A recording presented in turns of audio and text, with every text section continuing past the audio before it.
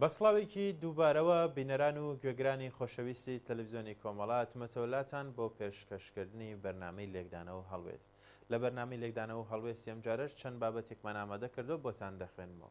بابەت یەکەممان بە ناونیشانی کێوەکان لە ڕێڕەوی نانی خوێناویەوە بۆ سەنگەری بەرگری. ئەم بابەتە بەهۆی هاتنە پێشی ساڵڕۆژی 11 دیسەمبەر واتە ڕۆژی شاخەکان کە دەستنیشان کراوە. بەم شێوازە دەست پێ دەکەین. بەپێی ئامارێکی نەتەوە یەکگرتوەکان نزیکەی لە 13 دانیشتوانی دنیا لە چیاکان یاخۆت کێوەکاندا دەژین. ملیاران کەسی تریش لە داوێنی واتە لە خواروی چیاکاندا دەژینەوە. ڕاستەوخۆ دەتوانین بڵین کە چیا کاریگەری بەسەر ژیانیانەوە هەیە. هاوکات کێوەکان یاخۆت چیاکان یاخۆت شاخەکان لە 60 بۆ لە 80 ئاوی شیرینی دنیا دابین دەکەن. بۆ گرنگی کێوەکان 11 دیسەمبەر وەک ڕۆژی جیهانی کێوەکان لەلایەن ڕێکخراوی نەتەوە یەکگرتوەکانەوە بەڕەسمی ناسێنراوە.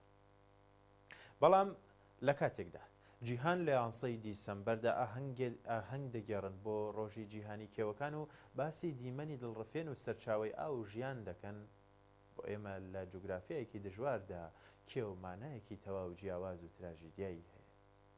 لێرە کێوەکان تەنها چینێک بەرد و خۆڵ نین، بەڵکو شاهیدی زیندوی ململانەیەکی سەختی مێژووی مان و نەمانن بۆ ئێمە چیا یاخود کێو واتە ئەو دیوارە بەرزەی کە لە نێوان ژیان و مەرگدا کێشراوە.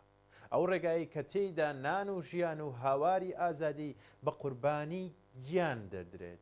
کاتێک باسی کێوەکانی کوردستانیش دەکەین، پێش ئەوەی باسی بەفر و داربەڕوەکانی بکەین، دەبێت باسی ئەو مرۆڤانە بکەین کە چیا بووەتە دوا پەناگەی ژیانیان. ئەو سوپایش لە کۆڵبەران کە بە بێدەنگی لە بەرزایەکاندا بەهۆی تەقەی ڕاستەوخۆی هێزەکانی ڕژێم و سەختی ڕێگاکەیان گیان دەستپێرن. کۆڵبەری ئەو برینە قوڵەی یەکێک لەو بەڵگانەیە بۆ دڕندەی سیستەمی سەرمایەداری و ستەمی نەتەوەی. سەدان و هەزاران مرۆڤ لە گەنجی تازە پێگەشتووە تا پیرەژن و پیرەمێردی پشت چەماوە ڕۆژانە ڕوودەکەنێتە تەو شاخەکانی هەورامان و سەردەشت و بانە. ئەوان بۆ گەشت و گوزار و تەفریح ناچن. ئەوان ناچن بۆ ئەوەی چێژ لە دیمەنی شاخ ببینن. پەیداکردنی نان و ئاو بۆ ژیان لە ژێر حاکمیەتی ڕژێمی جمهوری ئیسلامی وای کردووە. دەچن بۆ ئەوەی بە بەهای گیانی خۆیان پاروەنانێک بۆ منداڵەکانیان دابین بکەن. ئامارەکان دەڵێن ساڵانە سەدان کۆڵبەر دەبنە قوربانی لە مابەینی شاخەکانی سنوور. بەڵام ژمارەکان ناتوانن باسیەوە بکەن کە چۆن باوکێک لە بەرچاوی کوڕەکەی لە هەڵدێرێک دەکەوێتە خوارەوە، یان چۆن گەنجێک کە هێشتا خەونی بەزانکۆوە دەبینی فیشکی هێزە ئەمنیەکان دڵی دەپێکێت. ئەمڕۆ کێوەکانی ئێمە بوونەتە گۆڕەپانی جەنگی یەکلایەنە، جەنگی نێوان دەسەڵاتێک کە تا ددانەکانی چەکدارە و کرێکارانێک کە تەنها چەکیان پشتیانە و ئیرادەیانە. کێوەکان بۆ کۆڵبەران هەندێک جار دەتوانین بڵین کە دۆستێکی دڵڕاق بوون. لەلایەک دەیان شارنەوە و ڕێگای نانیان پێدەدەن، لەلایەکی ترەوە بە سەرما و ڕەهێڵە گیانیان لێدەستێننەوە. بەڵام ئەمە لە ڕاستیدا چارە نووس نییە. چاندنی هەزاران مین لە کێوەکان، ڕەشبوون و وشکبوونی کانیا و ئاوەکان یاخود سنوورەکان بەگشتی ئەمە سیاسەتە. سیاسەتی برسیکردن و وێرانکردنی ژێرخانی ئابووریە بۆ مانەوەی دەسەڵاتێک کە وای کردووە بە تایبەت لە ناوچەکەی بەلوچ و کورد هیچ ڕێگایەکی تری نەبێت جگەلەوەی بارێکی 100 کیلۆیی بخاتە سەر پشتی و بەناو کێڵگەی مینەکاندا بڕوات.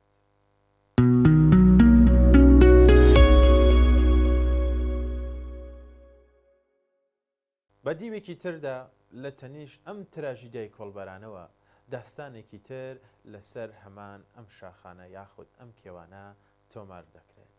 ئەوێش داستانی ژینگە پارێزانی کوردستانە. ئەگەر دەسەڵات و سەرمایەداری دەیانەوێت کێوەکان بکەنە ڕێگای مەرگ یان سەرچاوی تاڵان، ئەوە ژینگە پارێزان بە سنگ و گیانی خۆیان دەبنە قەڵغان بۆ پاراستنی ئەم خاکە. ناکرێت باسی کێو بکەین و باسی شەریف باوەجوەر و بە هاوڕێکانی واتە ئومێد کۆنەپۆشی و ڕەحمەت حەکیمینیا و محەممەد پەژوهی نەکەین. ئەو چوار قەرەمانەی کە لە کاتی کوژانەوەی ئاگری دارستانەکانی مەریواندا گیانی خۆیان بەخشی، یاخود حەمید مرادی، چیاکۆ یوسفی نەژاد و خەبات ئەمینی کە قوربانی ژینگە و کوژانەوەی ئاگرەکەی ئاویەر بوون.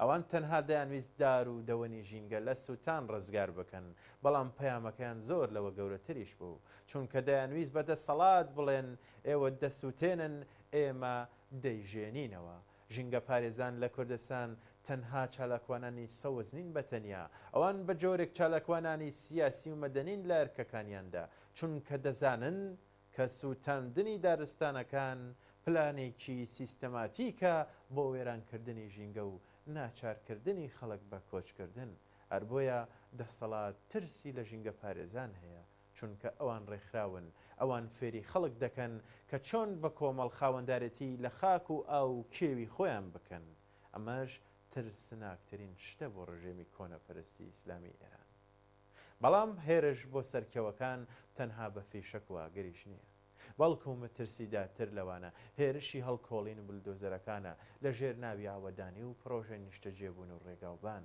ڕۆژانە جەستەی زاکرۆز هەڵدەدرێت ئەمڕۆ دەبینین چۆن شاخەکان دەتاشرێن بۆ ئەوەی بکرێنە سەرمایی پۆڵی یان دەکرێنە کارگەی بەرد و کانزا و دەرهێنانی زێر بۆ پڕکردنی گیرفانی مافیاکانی دەسەڵات ئەمە پرۆسەیەکە کە دەکرێت ناوی بنین کوشتنی بە کۆمەڵی سروشت کاتێک داربڕوێکی 100 ساڵە دەبڕنەوە بۆ ئەوەی بینایەکی کۆنکرێتی لە شوێنەکەی دروست بکەن دەبێت بزانین کە تەنها دارێک لە ناو ناچێت بەڵکو مێژوو ناسنامەی ئەو خاکە دەسڕنەوە ئەم پرۆژانە سەرچاوە ئاویەکان وشک دەکەن خاک تووشی داخوران دەکەن و هۆکاری سەرەکین بۆ ئەو لافاوەنەش کە دواتر ماڵی هەژاران و زەحمەت کێشان وێران دەکەن دیسان لە ڕۆژی جیهانی کێوەکان دەبێت ئەوە بەبیر خۆمان بهێنینەوە سەرمایەداری هیچ پیرۆزیەکی بۆ سروشت نییە تاکە زمانی کە لی تێدەکات زمانی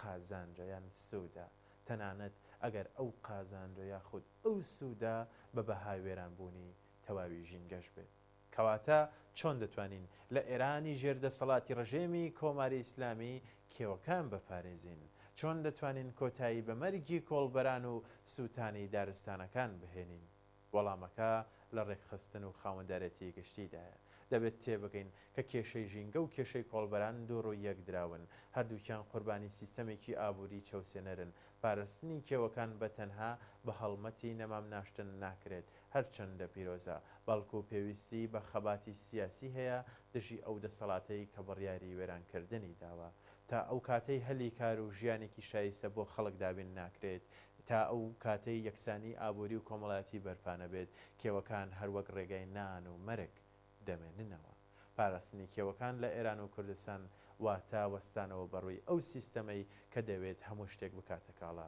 ئەرکی هەموو مرۆڤێکی ئازادی خواز و کۆمۆنیستیش کە لەم ڕێوژەدا هاوار بکات کێوەکان هیک و هەڵۆکان و ئازادی خوازانن ئەمە ئەرکی کۆمۆنیست و ئازادی خوازانە کە دەبێت بڵێن بە دەنگێک هەڵۆکان و ئازادی خوازان کێوەکان هی ئەوانن ڕێگامەدەن زاکرۆز بکەنە تابوت با بیانکەینەوە بەلانکەی ژیان و مەراسمی 11 دیسەمبەر ڕۆژی جیهانی کێوەکان لەوێ بگێڕین واتە لە کێوەکان